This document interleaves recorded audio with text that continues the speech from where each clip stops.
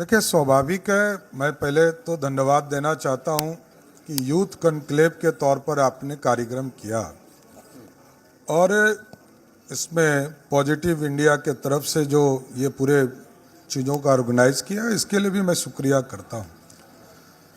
पता नहीं पिछले 40-50 वर्षों से बिहार अस्थिर हो गया है। ये गौरवशाली इतिहास वाला बिहार रहा है, जहां पंडित चाणक्य ने सपना देखा और सम्राट अशोक ने पूरा राज बनाया। अब पता नहीं किस कारण से बिहार रुका। लोग कहते हैं कि सामाजिक न्याय शब्द आया 90 के दौर में, हम लोग स्टूडेंट थे उस दौर में, सामाजिक न्याय शब्द आया, लेकिन कहीं पर सामाजिक न्याय दिखा नहीं। व्यक्ति दिखा, व्यक्ति का परिवार दिखा। फिर एंटी एक व्यक्ति के राजनीति आए, उस पर लंबा समय तक राज लोगों ने किया। लेकिन मेरा जो परसेप्शन बड़ा क्लियर है, बिहार अपने आप में सब चीजों में श्रेष्ठ है, लेकिन हम दूसरे के लिए श्रेष्ठ हैं। हम दिल्ली जाकर अच्छा एंकरिंग करते हैं, दिल्ली जाकर आईएएस का तैयारी करते हैं, दिल्ली जाकर हम पढ़ाई करते हैं, दिल्ली जाकर टीचिंग करते हैं, पूरे देश में मजदूरी करते हैं, पूरे देश में आईएएस आईपीएस बन के पूरे देश का निर्माण करते हैं, लेकिन हम बिहार को स्वयं ही गाली देते हैं। और क्योंकि हमने कोई प्लानिंग नहीं किया है। ठीक कहा, मैं अभी सुन रहा था श्रेयसी जी को और संजीव चौरसिया जी को। यहाँ क्या है कि सरकार में यदि आप हैं और 5 आदमी डिफरेंट जोन से आया कि ये नाला बन जाता तो बड़ा अच्छा होता, इसी पे हम कर देते हैं। देखिए, कंकड़बाग अंतिम कॉलोनी बना इस शहर में, इसके बाद स्लम्स बने हैं, कोई भी कॉलोनी नहीं बना, सारे स्लम है। कंकड़बाग 80 के दशक में एशिया का सबसे बड़ा कॉलोनी होता था, और उसको ठीक करने में हम लोगों को इतनी परेशानी हुई कि आप सोच नहीं सकते। पहला सीवरेज का, पहले तो यहाँ फर्क पता ही नहीं है कि सीवरेज और ड्रेन होता क्या है। सीवरेज में मलमूत्र हम निकालते हैं और ड्रेन में स्ट्रॉम ड्रेन जो होता है उससे हम पानी निकालने का काम, वर्षा का पानी निकालने का काम। 1932 में यह कल्पना हुई थी शहर की, और कभी सीवरेज बना ही नहीं। मैं धन्यवाद देता हूं प्रधानमंत्री जी को कि ये आए और नमामि गंगे का कंसेप्ट लाए। और पटना में जो आज देखते होंगे सीवरेज का काम चल रहा है, आज भी ड्रेन का काम नहीं हुआ है। 2-3 बड़े ड्रेन हमने बनाना का शुरुआत किया, चाहे वो असियाना मोड़ के इलाके में आप देखते होंगे, मंदिरी का सड़क है जो उसको कवर होना था। और हम लंदन 2014-15 में सिर्फ इसलिए देखने जाना चाहते थे कि वहां मेट्रो 1888 में बन के तैयार हुआ, और बिहार 150 साल पीछे था। हम क्यों पीछे हैं भाई? बिल्कुल। उसके बाद वहां का जो ड्रेन है वो ईटा का घेरा हुआ है। आप कभी पटना से औरंगाबाद जाएंगे तो सोन, ये जो नदी है सोन के बगल में छोटे छोटे, उसमें देखेंगे बड़ा बड़ा पुल है जो ईटे से बना हुआ है। बिल्कुल। और वो कोई 100 साल से है, कोई 90 साल से है, कोई 80 साल से है, वो एग्जिस्ट कर रहा है। और जो आज हम टेक्नोलॉजी यूज कर रहे हैं वो ध्वस्त हो जा रहा है। बिल्कुल। तो या तो अंग्रेजों ने जो हमें विरासत दिया उसको क्या और प्लान करना चाहिए। मास्टर प्लान 1964 में आया और 2015 में फिर हम लेके आए। अब सोचिए डिफरेंस क्या है। तो डिफरेंस, इतने लंबे चीजों को स्थापित करने में समय लग रहा है, हमको पता नहीं क्यों। 50 साल बाद हम लेके आए हैं। वही तो कह रहा कि यदि 50 साल में मास्टर प्लान लाएंगे तो इस शहर का क्या होना है? बिल्कुल कुछ नहीं होना है। ये स्लम है, कोई प्लानिंग नहीं है, एक भी सेक्टर में नहीं। अभी श्रेयसी यहाँ बैठी थी, श्रेयसी खेल के सेक्टर में बता रही थी। मेरा अपना अनुभव है, जिस चीज को हम नहीं कर सकते, मतलब सरकार नहीं कर सकती, जैसे बिहार के बच्चों को क्रिकेट नहीं खिला सकती कोई भी सरकार, वो बीसीसीआई ही खिला सकती है। और बीसीसीआई से 2015 में मैंने समझौता करा दिया, क्योंकि मोनूल हक स्टेडियम में हम लोग स्वयं क्रिकेट खेलते थे, और अंतिम जो वहां इंटरनेशनल मैच हुए वो 96 में हुआ, वर्ल्ड कप में। तो हम लोगों ने 2015 में लगभग 4 चीजों को बिहार की सरकार की सहमति करा दिया। फिर अचानक मुख्यमंत्री जी को क्या, अब मैं व्यक्तिगत पर नहीं जाऊंगा, कि बिहार अचानक उन्होंने कहा राजगीर में स्टेडियम बनेगा। मैं बार बार सरकार में यह पूछता था कि यार हमको जब यह अधिकार ही नहीं है कि हम क्रिकेट किसी बच्चे को खिला सकते हैं, तो हम बना क्यों रहे स्टेडियम? स्टेडियम के लिए 300 करोड़ रुपया, 500 करोड़ रुपया क्यों हम लगाएंगे? वो भी राजगीर में लगाएंगे। राजगीर जाने में 1.5 घंटा से 2 घंटा लगेगा। इंटरनेशनल मैचेस नहीं होंगे, एयरपोर्ट्स नहीं है वहाँ, कोई बड़ा हॉस्पिटल नहीं है, बड़ा कोई होटल नहीं है। हम इंफ्रास्ट्रक्चर में आज भी मैं मान सकता हूँ कि टॉप से नहीं, बॉटम से शुरुआत होने वाले स्टेट हो। बिल्कुल बिल्कुल। और इसलिए कि कोई प्लानिंग नहीं है। ठीक है सम्राट जी, मेरा सवाल भी वही था। ठीक है कि हम क्रिकेट नहीं खिला सकते, वो सिर्फ बीसीसीआई कराएगी, लेकिन हम स्कूलों में जो प्लेग्राउंड है वो बना सकते हैं, स्पोर्ट्स का सामान दे सकते हैं बच्चों को, या फिर दूसरी फैसिलिटीज़ दे सकते हैं। इस दिशा में कितना काम हुआ? और अभी जो चर्चा चल रही थी इंडिया पॉजिटिव की, जो इतने देर से हम लोग चर्चा कर रहे हैं, बार बार दूसरे राज्यों से तुलना हो जाती है, कई बार यूपी से तुलना हुई, कई बार दिल्ली से तुलना हुई, बाकी राज्यों से तुलना हुई, तो हम क्यों पीछे रह जाते हैं बिहार? आखिर क्या वजह है? नहीं देखिए, मेरा जो प्रमुख कारण लगता है कि 1990 के पहले इस प्रदेश में एक कंफर्टेबल सरकार चलती थी, और 90 के बाद तोड़ फोड़ की सरकार चलती है। पिछले 33 वर्षों में बिहार में कोई सरकार चला ही नहीं, सरकार बचाने का काम किया गया। कुछ का पीरियड छोड़ दीजिए, 2005 से 2012-13 तक वो जो डेवलपमेंट का दौर बिहार बदला, उसके बाद सब सरकार, मैं भी सरकार में रहा हूं, मैं भी खुद स्वयं कह रहा हूं, बिल्कुल वो सरकार नहीं थी, सरकार बचाने वाली सरकार थी। लालू जी तो जीवन ही उसमें लगा दिए, और उन्होंने पहले 4-5 साल में जो अपनी उपलब्धि बनाई होगी, सामाजिक न्याय, लोगों के बीच में जाना, क्योंकि मुख्यमंत्री कभी जनता के बीच में नहीं जाते थे, तो यही लोगों को लगा कि अरे बाप, मुख्यमंत्री आ रहे हैं हमारे यहाँ, यही बहुत अच्छा था। लेकिन डेवलपमेंट बैकफायर कर गया, हमारा इमेज बैकफायर कर गया, हम जिस इमेज के साथ खड़े थे वो समाप्त हो गया। हम किसी सेक्टर में देखिए, कोई प्लानिंग होती है, शहर कहाँ बसेगा, चीजें कहाँ स्थापित होगी, कानून का राज स्थापित किसके लिए करना है? अपने बिहारियों के लिए करना है ना। हम बिहार को रूल ऑफ लॉ कैसे बना सकते हैं? हमारा लोहा दुनिया मानता है, और हम दूसरे की तरफ देख रहे हैं।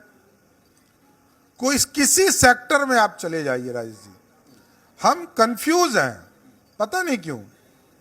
कंफ्यूजन किस चीज का, ये तो बताइए। बिल्कुल, जनमत आपको दे रहा है लोग, और इतना लंबा लंबा समय यदि मुख्यमंत्री कोई एक व्यक्ति या परिवार का व्यक्ति रह रहा हो, तो अब इससे ज्यादा मौका क्या मिल सकता है किसी व्यक्ति को? 20 साल, 18 साल में तो दुनिया जीता जा सकता है। बिल्कुल। और 10 साल में बिहार नहीं बदला, तो फिर तो हम आज 51.8% बिहार के लोग गरीब हैं, हम बीपीएल धारी हैं। क्यों है भाई? इसलिए कि कोई मैकेनिज्म नहीं बना, बिल्कुल, कि हम बिहार में फैक्ट्री लगाएं, बिहार में अपने जो बच्चे हैं उसको रोजगार दें। हमारा जो नॉर्थ बिहार है, हम लोग प्रतियोगिता दर्पण में पढ़ते थे, ये अभिशाप है कि नॉर्थ बिहार में कोसी अभिशाप है, तो इसको बदलेगा कौन? दुनिया के लार्जेस्ट पॉपुलेशन डेंसिटी वाला स्टेट हम है, इसको सुधारेगा कौन? ये हम ही को करना है, कोई नहीं आएगा। बिल्कुल, प्रधानमंत्री जी सहयोग करेंगे बिहार को, लेकिन बिहारी को ही बिहार को ठीक करना है। बिल्कुल, ये पहला दिन लोग समझ ले, कोई बाहर से नहीं आएगा। आप सोचिए पटना एकदम, मैं शुरू में ही कहा मैंने कि स्लम है। आप अभी भी प्लेन से देखते होंगे, मैं अभी भी आ रहा था दिल्ली से आ रहा तो मैं देखा ये पूरा स्लम है, बेसिक इंफ्रास्ट्रक्चर नहीं है। कभी कोई चीज हमने नहीं किया, एक अच्छा होटल नहीं है, और हम क्या पॉलिसी बनाते हैं सरकार को पता ही नहीं है। आप समझिए कि 2005-6 में जो कानून बने, एक्ट बना, उसके आज तक रूल्स नहीं निकले हैं। मैं मंत्री रहा हूं इसलिए सरकार में कह रहा हूं कि सरकार में जो कानून बने 2005, 6, 7 में, उसके रूल्स नहीं निकले। इसको कैसे करना है, हाउ टू इंप्लीमेंट। देखिए, गवर्नमेंट चलाना और गवर्नमेंट में राजा बन के रहना फर्क है। ठीक ठीक है सम्राट जी, अगला सवाल ये है कि आप भी कई कार्यक्रम अटेंड कर चुके हैं, मैंने देखा था, सुना भी था आपको। यहाँ भी अभी जितने भी हमने गेस्ट बुलाए सब ने एक बात की चर्चा की, 9 साल जो है वो मोदी सरकार ने पूरे कर लिए हैं, देश बहुत बदला, दुनिया में देश की छवि बदली। ये सवाल हमने कई लोगों से किया। तो बेसिक जो सवाल है वो ये है कि देश बदल रहा है, देश की तरक्की हो रही है, दुनिया में छवि भी हमारी बदल रही है, हम पीछे क्यों छूट रहे हैं? बिहार नहीं, हमने तो इतना लंबा जवाब बिहार पे ही दिया आपको। देखिए, हम है कि जब तक गवर्नमेंट ऑफ इंडिया का एक लाइन मैं और जोड़ दूं कि 9 साल में हमें क्या मिला, ये भी तो हम पूछ सकते हैं। नहीं, ये एकदम ठीक कर रहे हैं। देखिए, राज्य सरकार एक एजेंसीज होती है गवर्नमेंट ऑफ इंडिया का, और गवर्नमेंट ऑफ इंडिया स्कीम्स जब लाती है, जैसे उड़ान, यहां जितने लोग बैठे हैं सबका घर पूरे बिहार में होगा। अब कोई पूर्णिया का आदमी हो, सहरसा का आदमी हो, भागलपुर का आदमी हो, उसको कहाँ जाना है? दिल्ली, बॉम्बे, अमेरिका जाना है। हम इजी कम्युनिकेशन हमारा क्या होगा? एरोप्लेन। बिहार जैसे प्रदेश में हमारे पास अभी जो कमर्शियल एयरपोर्ट्स हैं 3 है मात्र, और हमारी आबादी है 14 करोड़। क्या बात। और बगल के उत्तर प्रदेश में 24 करोड़ की आबादी है, उसके पास 16 एयरपोर्ट्स हैं, 16। जबकि मोदी जी नहीं आए थे तो वहां भी 3 ही एयरपोर्ट कमर्शियल काम कर रहे थे। क्या बात। बगल ये झारखंड जिसको हमने अलग किया 2000 में, वो हमसे गरीब, लोगों ने कहा कि मानसिक रूप से गरीब है, आदिवासी समाज के लोग हैं, इनको और आगे लाने के लिए राज्य बनाया जाए। आप समझिए कि झारखंड जैसे प्रदेश में 4 एयरपोर्ट खड़े हो गए। बिहार का एक पूरा बगल का जो मुंगेर, भागलपुर, जमुई का इलाका है, ये लोग अब पटना नहीं आते हैं, वो देवघर जाते हैं। देवघर जाते हैं और देवघर में इलाज कराते हैं, देवघर से प्लेन पकड़कर दिल्ली, बॉम्बे चले जाते हैं। हमको कनेक्टिविटी, देखिए, अब आसान रास्ता खोजता है, और आसान रास्ता से अमीर भी बनना चाहता है। ये shortest way to become a rich man सब चाहता है। अब वही है कि 2 रास्ते हैं, 2 थ्योरी। एक तो है ज्ञान अर्जन करके चीजें स्थापित करना, और दूसरा है चोरी डकैती करना, तो उसमें तो पक्का जेल जाना है। तो बिहार छूटा वहीं पर है कि हम चीजों को समय के हिसाब से नहीं करते। अब देखिए, जितने 4 लेन या स्टेट हाईवेज या एक्सप्रेसवेज बनने हैं, एक भी एक्सप्रेसवे बिहार में नहीं है आज के टाइम जी। यदि प्रधानमंत्री जी ने घोषणा किया कि रक्सौल से कलकत्ता तक का एक्सप्रेसवे हम बनाएंगे, तो बिहार सरकार को इमीडिएट ये एक्शन लेना चाहिए था कि हम 1 महीने में आपको जमीन उपलब्ध कराएंगे। बिल्कुल। नितिन गडकरी जी आए थे मोकामा, उन्होंने कहा कि जो एक्सप्रेसवे दिल्ली से चलकर बिहार के बॉर्डर तक आता है, उसको हम चाहते हैं कि भागलपुर तक चला जाए, पूरा बिहार कवर हो जी। हम जमीन नहीं दे पाए। देखिए, हमको ये करना पड़ेगा। आज जमीन यदि 100 रुपये का है, कल 200 रुपया का होगा। बिहार तभी एस्टैब्लिश होगा जब हम गुड प्लानिंग करें। रेवेन्यू कैसे आए? अब देखिए, 2,61,000 करोड़ का बिहार का बजट है, और हमारा रेवेन्यू क्या है? मात्र 32,000 करोड़ रुपया। क्या बात। मतलब आप सोचिए कि 15% भी रेवेन्यू हमारा नहीं है। जब पैसा नहीं रहेगा तो हम कुछ नहीं कर पाएंगे। काम कहां से हमको रोज दिल्ली की तरफ मुंह देखना पड़ता है। 2,29,000 करोड़ रुपया भारत सरकार के तरफ से देखना पड़ता है कि हमको मिले लोन के तौर पर, सहायता के तौर पर, तब हमारा काम आगे ग्रांट बढ़े। के तौर पर, तब बिहार चले। तो हमको ये प्लान अच्छा करना पड़ेगा कि रेवेन्यू कैसे हमारा 1 लाख करोड़ हो, हम अच्छा प्लानिंग करें, हम मार्केटिंग कैसे। प्रधानमंत्री जी 2-3 चीजें और बोलते हैं कि गुड पैकेजिंग। हमारे जितने किसान हैं, आप समझिए केला, ये पूरा हाजीपुर से लेकर नौगछिया तक केला का उत्पादन होता है, और पूरे हिंदुस्तान में सबसे अच्छा केला हमारे यहाँ होता है। मैं तो एक उदाहरण दे रहा हूं, सिर्फ मेरा घर क्योंकि गंगा के इस पार मुंगेर जिले में है, और मैं एमएलए जरूर खगड़िया इलाके में होते रहा। अब बता रहा, सावन का जो ये सावन परसों से शुरू होने वाला है, तो मैं देखता था कि सावन के मेले में 40 रुपया दर्जन केला होता था। बिल्कुल। और गंगा के उस पार में जहां एमएलए था, उस जगह पर केला 120 रुपया में पूरी खानी, मतलब 12-13 दर्जन, 10 मतलब रुपए सिर्फ में। गंगा के इस पार उस पार का बात। तो कनेक्टिविटी इतना आसान होना चाहिए कि हम अपने लोगों को तो सही समय पे केला पहुंचा पाए। बिल्कुल। तो हम मार्केटिंग नहीं कर पाते, उसका ब्रांडिंग कारण नहीं है कर कि हमारे पास ना रोड अच्छे हैं, ना हमारे पास एयरवेज हैं, ना पैकेजिंग अच्छा हम कर रहे हैं।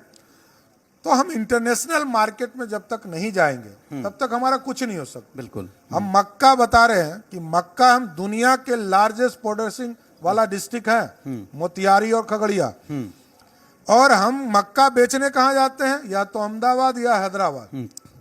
हमारे पास मार्केट्स नहीं है। इन चीजों को बदलने की जरूरत है। नहीं, हमारे यहाँ फूड प्रोसेसिंग यूनिट, देखिए सस्ता जरूर लेता है यूनिट वाला, लेकिन किसान को यदि सही समय पर राशि उपलब्ध हो गया तो पूरा उसका जीवन सफल हो जाता है। उसको भी बच्चे को पढ़ाना है, जीवन को आगे ले जाना।